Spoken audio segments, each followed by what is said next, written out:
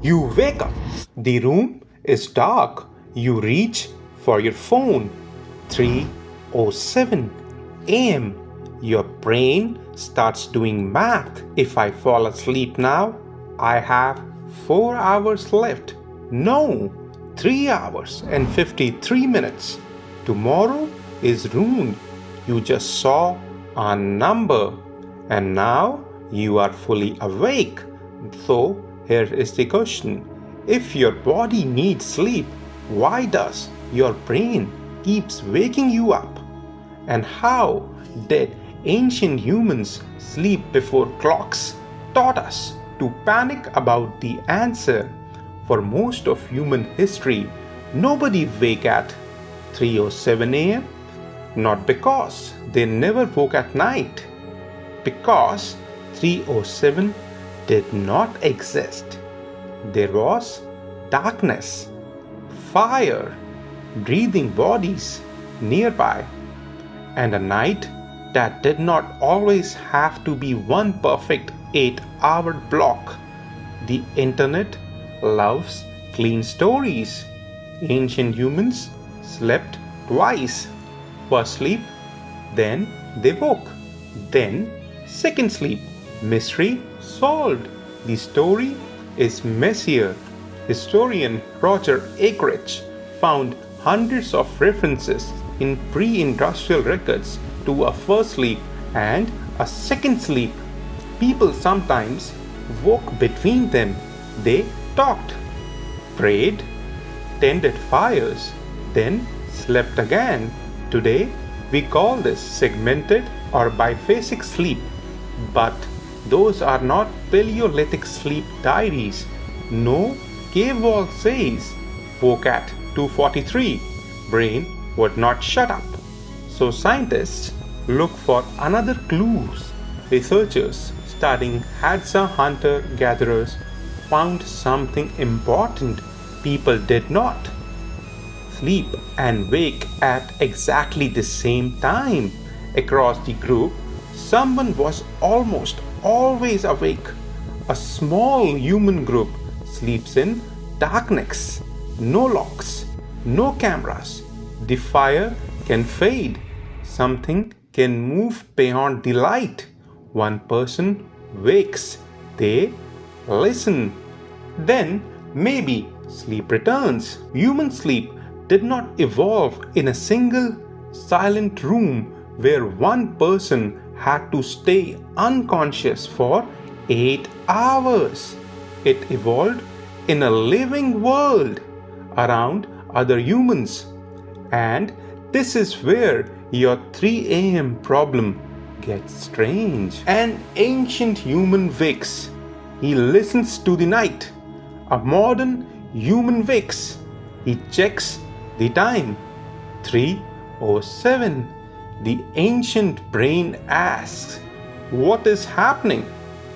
The modern brain asks, what will this do to tomorrow? In our last video, when did ancient humans started drinking alcohol? We asked why humans returned even when pain came later. The reward arrived first. This time, the pattern is different. The waking happens first. Then the meaning arrives. You see the clock, you count the hours left, you remember adults need 8 hours. You imagine tomorrow. Now, sleep is not something your body does. It is a test, and you are watching yourself fail it. And here's the part most people miss. Experiments on clock monitoring found that people who watched the time while trying to sleep reported more worry and took longer to fall asleep. The clock did not create every sleep problem, but watching it can give the brain something dangerous.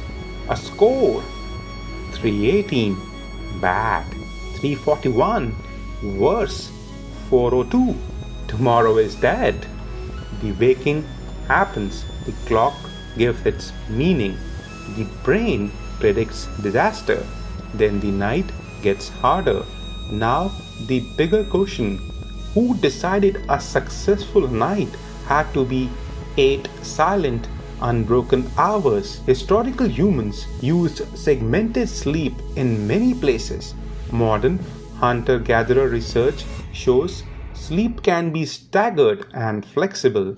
Natural light studies show electrical lightning can shift human circadian timing, but none of this proves there is one perfect ancient sleep schedule you should copy tonight.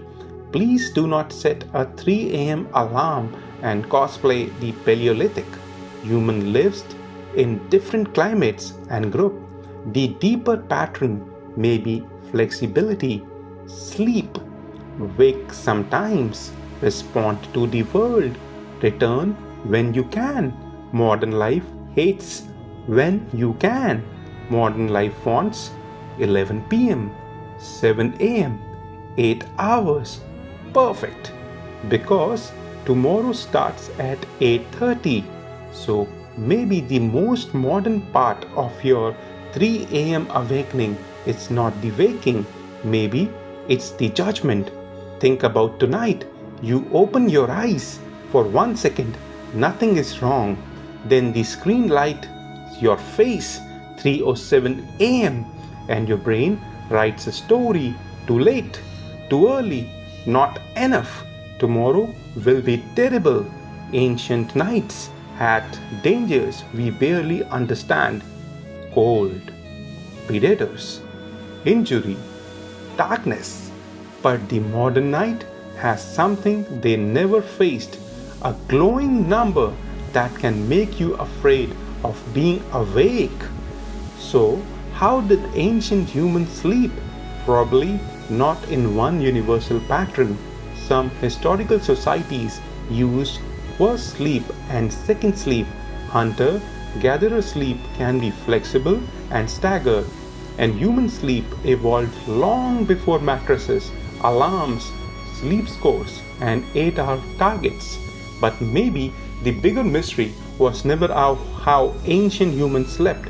Maybe it is why modern humans are so terrified of sleeping imperfectly. You wake up, you see the time, you count the hours left. Now sleep has become a problem. So tell me in the comments, what time does your brain usually wake up to? 2 a.m., 3 a.m., 4 a.m. I want to see how many of us are staring at different clocks in the same darkness. And if our last video made you look at alcohol differently, subscribe to Origo Facts, because this channel is not about the past staying in the past.